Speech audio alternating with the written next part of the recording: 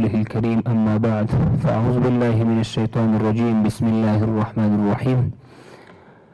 قال الله تعالى بسم الله الرحمن الرحيم اقرأ باسم ربك الذي خلق خلق الإنسان من علق صدق الله العظيم. لفتح را په دې خوا د لوړو زده کړو وزارت د لاسته راوړنو په جریان کې د طبي برخې اړوند اگزیټ امتحان واخیستل شو او همدارنګه د لوړو زده کړو وزارت ټولو روغتونونو کې د اکمال تخصص ازموینه هم واخیستل شوه چې تقریبا 100 ډاکټران په رسمي ډول د اکمال تخصص په برخه کې بستونو کې جذب شول. څنګه چې د لوړو زده کړو وزارت نورماله چارې په نورمال ډول مخکې روان دي، نو الحمدلله په دغه برخه کې د لوړو زده کړو وزارت د ډېرو لاسته راوړنو شاهد دی چې ملت سره هم وخت په وخت باندې شریکېږي. د لوړو زده کړو وزارت اړوند کوم بستونه چې په مختلفو دلایلو په اساس باندې خالي پاتې شوي وو، همدارنګه د وزارت د رهبرۍ په حدسو باندې ټول بستونه د علمي او قدري متخصصینو په درلودلو سره دا ډک شو او خپلو وظیفو ته په نورمال ډول باندې ادامه ورکوي. همدارنګه د لوړو زده کړو وزارت د لوړو زده کړو د ملکي قانون 10 نافذ العمل مقررې او همدارنګه په لسګونو لایحې او کړنلارې ترتیب کړي دي او دغه د لایحې او مقررې د هېواد د مسلکي او تخنیکي استادانو په ګډون سره د بېلابېلو کلسترونو په دایرولو سره منځته راغلي. د فتح مخکې په مجموعي توګه څه د پاسه 4 لکه محصلین په 9 امارتي یا دولتي او په 143 خصوصي تحصیلي بنسټونو کې په تحصیل بوخت وو، چې فتح را په دې خوا په 4 دولتي او 143 خصوصي تحصیلي بنسټونو کې تقریبا 4 لکه او 10,000 محصلین په تحصیل باندې بوخت دي. همدارنګه د وتوشاد ریاست لخوا د لوړو زده کړو وزارت مربوط په امارتي او خصوصي تحصیلي بنسټونو کې د اختلاف د مخنیوي لپاره او همدارنګه د نبوي سیرت په پار مختلف سیمینارونه جوړ شوي دي او لا ادامه لري. د وزارت اړوند فعالیتونو کې د اسانتیاوو د رامنځته کولو لپاره د مشرتابه او رئیس الوزرا د محترم مقام څخه 14 احکام او 30 فرمانونه اړوند ادارو ته تکثیر شوي تعقیب شوي هم دي او بیرته د اطمینان ډاډ اړونده مراجعو ته ورکړل شوی دی. د وزارت په کچه 1333 درسي کتابونه، 12 پلان شوي علمي پاڼې، 3000 مختلف اداري کتابونه، 8000 فورمې او مکتوبونه، 15000 درسي، 1000 بروشورونه او 300 تقنیني سندونه چاپ او تکثیر شوي دي. همدارنګه ترڅنګ 109 عالي رتبه مقامات، معاونین، رئیسان او علمي کادرونه د مختلفو ټریننګونو، ورکشاپونو او علمي سیمینارونو په پار بهر ته استول شوي دي، چې په دې لړ کې لکه څنګه چې علي قدر وزیر صاحب د خپلو خبرو په جریان کې وزیر صاحب او ورسره رهبري مختلف سفرونه بهرنیو هېوادونو ته کړي دي. د آزادو بورسونو له لارې تر اوسه پورې 2 ښځینه نمایندانې، همدارنګه 21 نارینه نمایندان د لیسانس برنامې لپاره د هند، ترکیه او قزاقستان هېوادونو او همدارنګه د آزادو بورسونو له لارې 23 نارینه نمایندان د لیسانس برنامې لپاره د هندوستان، سعودي عربستان او قزاقستان هېوادونو ته د لوړو زده کړو د ترلاسه کولو لپاره معرفي شوي دي. د مالیزیا په هېواد کې د 40 تنه استادانو تحصیلي مصرف چې د ماسترۍ او دکتورا په برنامو په تحصیل بوخت دي د دولت د بودیجې لخوا اجرا شوي. د هندوستان، ایران، جاپان، چین، کاناډا، امریکا او سعودي عربستان په شمول د 44 بهرنیو هېوادونو څخه د ماسترۍ په برخه کې 240 بورسونه او د دکتورا په برخه کې 189 بورسونه چې مجموعي 393 بورسونه کېږي ترلاسه شوي او په شرایطو وړ او برابر کسان ورته معرفي شوي دي. همدارنګه ترڅنګ د مالیزیا او هندوستان محصلینو 128 راپورونه او همدارنګه د دولتي څانګو د 440 تنو استادانو او کارکوونکو راپورونه چې له اړوندو هېوادونو څخه رسېدلي اړوند پړاوونه یې په بشپړه توګه سرته رسېدلي دي. د تقاعد او ترفیعاتو په برخه کې د دولتي لوړو زده کړو تحصیلي بنسټونو اړوند 1560 علمي کادرونو بېلابېلو علمي رتبو ته ترفیع کړې ده. د دولتي لوړو زده کړو تحصیلي بنسټونو اړوند د ماسترۍ او دکتورا تزیس له مخې د 119 تنه علمي کادرونو علمي رتبه تثبیت شوې ده. د لوړو زده کړو دولتي او خصوصي تحصیلي بنسټونو اړوند د 390 کادري غړو د ګمارنې سندونو اړوند پړاوونه بشپړ شوي دي. د لوړو زده کړو وزارت د 20 مرکزي ریاستونو تشکیلاتي جوړښت د اړونده کمیټې لخوا له بیا کتلو وروسته نهایي او اړونده ریاستونو ته تکثیر کړې ده.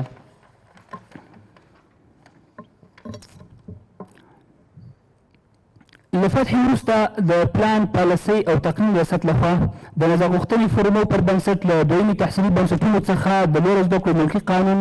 او 12 ګونو مقررو په اړه راټول شوي نظرونه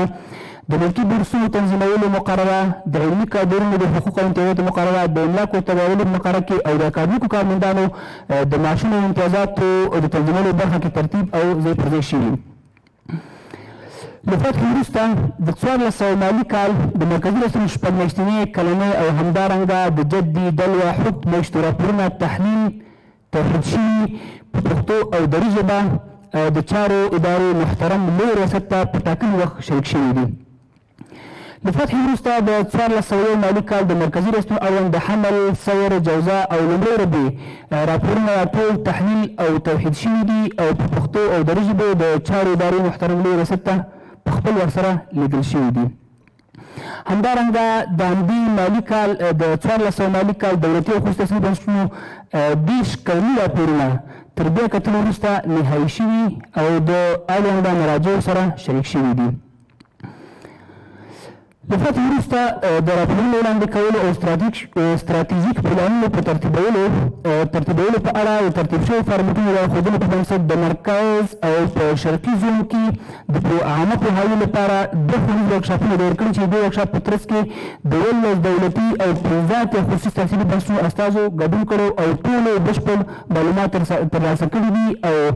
دغه ورکشاپ چې دایر شوی دی په روانو چارو کې اجرا کړی. د 9 دولتي تحصیلي بنسټونو څخه د 6261 تنه استادانو په درلودلو د لیسانس دورې د 1,96,906 تنه محصلینو، د ماسترۍ دورې د 2,621 تنه محصلینو، د دکتورا دورې د 10 تنه محصلینو او همدارنګه د 2,114 تنه خدماتي کارکوونکو احصایه د لوړو زده کړو وزارت د مربوطه یا زیربطو ریاستونو لخوا په منظمه توګه دې احصایه راټوله شوې، ترتیب شوې او په ډیټابیس کې ثبت شوې ده. همدارنګه د 140 خصوصي تحصیلي بنسټونو څخه د 10,000 استادانو په درلودو د لیسانس دورې د 1,51,928 تنه محصلینو، د ماسترۍ دورې د 1409 تنه محصلینو او همدارنګه د 4,300 تنه خدماتي کارکوونکو احصایه په منظمه توګه د لوړو زده کړو وزارت د زیربطو ریاستونو لخوا ترتیب شوي او په ډیټابیس کې ثبت شوې ده. همدارنګه د ټول افغانستان په سطحه په دولتي امارتي پوهنتونونو کې د سټاژ دورې لپاره بېلابېلو ادارو ته 15 تنه معرفي شوي دي. په دولتي تحصیلي بنسټونو کې د 15 تحصیلي پروګرامونو او د فوق لیسانس 11 تحصیلي پروګرامونو څارنه او ارزونه د زیربطو ریاستونو لخوا په مکمل ډول سرته رسېدلې ده. همدارنګه په خصوصي تحصیلي بنسټونو کې د دولتي تحصیلي بنسټونو د 6 کلسترونو پلي کولو څخه ارزونه او څارنه شوې ده. د بهرنیو سندونو ارزونې او معادلات ریاست لخوا د لیسانس، ماسترۍ او دکتورا په کچه د 444 تحصیلي سندونو او نیمګړو سندونو معادلات ارزیابي شوي او تر ارزیابۍ وروسته تایید او ثبت شوي دي. همدارنګه د لوړو زده کړو وزارت په کچه د سرورونو سیستم د ډیزاین او طرحې پروژه هم بشپړه شوه چې له فتحې مخکې دغه پروسه کاملا فلج وه او اجرات پرې نه کېدل چې اوس الحمدلله د فتحې یوخوا بېرته فعاله شوې ده. همدارنګه له تحول وروسته د لوړو زده کړو وزارت په کچه د اکسس پوینټ سیستم په بشپړه توګه نصب او فعال کړ چې د انلاین انټرنیټ له لارې د ادارو ټول پوینټونه وصل شوي دي او هر هغه څوک چې د پرنټر او کمپیوټر څخه استفاده کوي کولی شي خپل معلومات ټول وزارت په سطحه یو بل سره شریک کړي. همدارنګه د HEMIS سیستم چې مخکې د امازون په سرور کې فعال و او د امریکایي شرکتونو لخوا کنټرول کېده، اوس الحمدلله د افغانستان اسلامي امارت له فتح وروسته یاد سیستم د معلوماتي ټکنالوژۍ تخنیکي ټیم په هڅو د وزارت په سرور کې هاست او بشپړ کنټرول یې د لویو زده کړو وزارت په واک کې شو. د افغانستان تحقیقاتي او تحصیلي شبکې افغان امنیت او د وزارت سرورونو ترمنځ د نورو فایبر چې د تېر کال څخه راپدېخوا غیر فعال و. الحمدلله د معلوماتي ټکنالوژۍ ریاست د افغانستان د تحقیقاتي او تحصیلي شبکې افغان امنیت تخنیکي کارمندانو وشو کولی چې یاد شوی لینک دوباره فعال کړي. همدارنګه د افغان نړیوال پوهنتون داخلي شبکه یا لوکل نیټورک کوم چې د تېر نظام له طرفه بشپړه توګه تخریب شوی و، الحمدلله د معلوماتي ټکنالوژۍ ریاست لخوا په هڅو او محنتونو دوباره فعال او کار اخیستنې ته چمتو شو. د تېر نظام د وزارت اداري کارکوونکو ټول رسمي ایمیلونه ګوګل جي سویټ انتقال کړي چې د هغې کنټرول او اختیار د نوموړي شرکت په لاس کې د اسلامي امارت د راتګ سره سم بلاک او قطع شو. نو هغه ټول ایمیلونه د بیرته ترلاسه کولو لپاره د سی پینل ته انتقال شول. دا چې یاد سیستم زموږ په اختیار کې اوسي، په همدې اساس مو د سی پینل لپاره رسمي جواز هم ترلاسه کړ. همدارنګه د لوړو زده کړو وزارت لپاره د 155 MB انټرنیټ او د افغانستان 42 تحصیلي بنسټونو د دیني جامعاتو او تخصصاتو د عبدالله بن مسعود جامعه ریاستونو ته انټرنیټ وصل شو. همدارنګه د لوړو زده کړو وزارت مرکزي ریاستونو او دیني جامعاتو او تخصصاتو لوی ریاست لپاره معلوماتي MI سیستم جوړ شو. همدارنګه د افغانستان د ویز دولتي پوهنتونونو ته د ویب سایټ او ویب میل سیستمونه هم چمتو شوي او جوړ شوي دي. د ژباړې موضوع ثبتولو په پار د علمي کادرونو د 100 پروپوزلونو د څلورو او ثبتولو اړوند پړاوونه بشپړ او ترسره شول. د بوست، هلمند، التقوا او سلام لوړو زده کړو مؤسسو لوړو زده کړو بنسټونو 4 علمي تحقیقي او 6 علمي مجلې رامنځته کړي دي. د لوړو زده کړو وزارت اړوند ټول دولتي او خصوصي بنسټونو کې غیر قانوني اجراات او فعالیتونه په ګوته شول او د جعلي تحصیلي سندونو اجرا کولو څخه په کلکه مخنیوی شوی. د پروتون معیارونو سره سم د لوړو زده کړو وزارت د 2 مرکزي ریاستونو د 19 دولتي او 38 خصوصي تحصیلي بنسټونو پلټنه په بشپړه توګه ترسره شوه چې ترتیب شوی راپور د وزارت د محترم مقام سره شریک شوی دی. همدارنګه د تفتیش ریاست لخوا د 125 تحصیلي بنسټونو خاص موضوعات، غټې قضیې او هغه قضیې چې ټوله واسطه د استادانو محصلینو سره وه څېړلې بررسي کړې او وزارت راپور د محترم مقام سره شریک کړی. همدارنګه لکه څنګه چې مخکې وزیر صاحب شریکه کړه په دولتي پوهنتونونو کابل پولیتخنیک، کابل ښوونې او روزنې پوهنتون، د افغانستان د کرنیزو علومو او ټکنالوژۍ ملي پوهنتون هرات او ننګرهار کې د ماسترۍ 15 برنامې ایجاد شوي. د کاتب او سلام په خصوصي پوهنتونونو کې 3 د ماسترۍ برنامې ایجاد شوي دي. په کابل پوهنتون کې د حیواني علومو پوهنځي د څارویو نسل پالنه، د چرګانو نسل پالنه، د څارویو تغذیه، جنین او نسل پالنې برخه کې 4 ډیپارټمنټونه رامنځته شوي. د اسلامي امارت په نظام کې ټول راټول شوي 1289 تحصیلي سندونه طی مراحل شوي دي. د لیسانس ماسترۍ او دکتورا په کچه د 440 تحصیلي سندونو او نیمګړو سندونو معادلت ارزیابي او تایید شوي دي. همدارنګه د دې جملې څخه 500 هغه سندونه چې د بهرنیو اسنادو د ارزونې د ریاست سره رابطه درلودله او تر اوسه نوي اجرا شوي د فتح راوروسته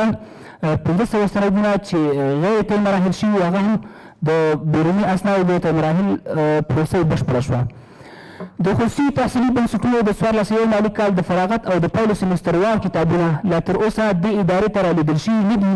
مګر ټولو کلونو د سمستروار نتایجو 2016 کتابونه راټول او د فراغت 103 کتابونه له نتایجو سره تطبیق شوي دي. له بهرنیو بورسونو څخه فارغ شوي دولتي کارکوونکي چې هېواد ته راستانه شوي وو اړوندو ادارو ته د دندو د ترلاسه کولو لپاره معرفي شول. د افغانستان اسلامي امارت د رئیس الوزرا د حکم پر بنسټ د عبدالله بن مسعود رضی الله عنه د جامع دوه بلاکونه بیا ورغول شو. ملت ته د دیني جامعاتو او تخصصاتو همدارنګه د دې ریاست تر اثر لاندې د نورو ریاستونو د کړنو او فعالیتونو په هکله د پوهاوي او معلوماتو وړاندې کولو په موخه اړوند ریاستونه د رهبرۍ غړي او پلاوي د هېواد بېلابېلو ځایونو ته هم په سفر دي چې څو یې سفر کړی او څه اوس هم به سفر پیل کړي انشاءالله. همدارنګه د دفتر ریاست لخوا د بهرنیو او داخلي مېلمنو سره تقریبا 210 ناستې برابرې شوي دي او د شاوخوا 3000 مکتوبونه او استعلامونه لیږل او ترلاسه کول او د پذیرش تر ټولو مهمه لاسته راوړنه دا ده چې په پذیرش کې د اوناسو او ذکورو بخشونه جدا شو تر څو د اوناسو کم کارونه چې وزارت ته راځي د اوناسو لخوا سرته ورسېږي او د ذکورو لخوا سرته ورسېږي. همدارنګه د ازبکستان، پاکستان، قطر او ترکیې هېوادونو ته د لوړو زده کړو وزیر صاحب او د مشرتابه ورسره د مشرتابه هیئت سفرونه هم د دې دفتر لخوا تیر شوي دي. همدارنګه د لوړو زده کړو وزارت لاسته راوړنې ډېرې زیاتې دي او نشي کېدی چې په یو ګنټه کې تشریح شي، خو انشاءالله چې د دې تر څنګ په لسګونه نور لاسته راوړنې موږ هم لرو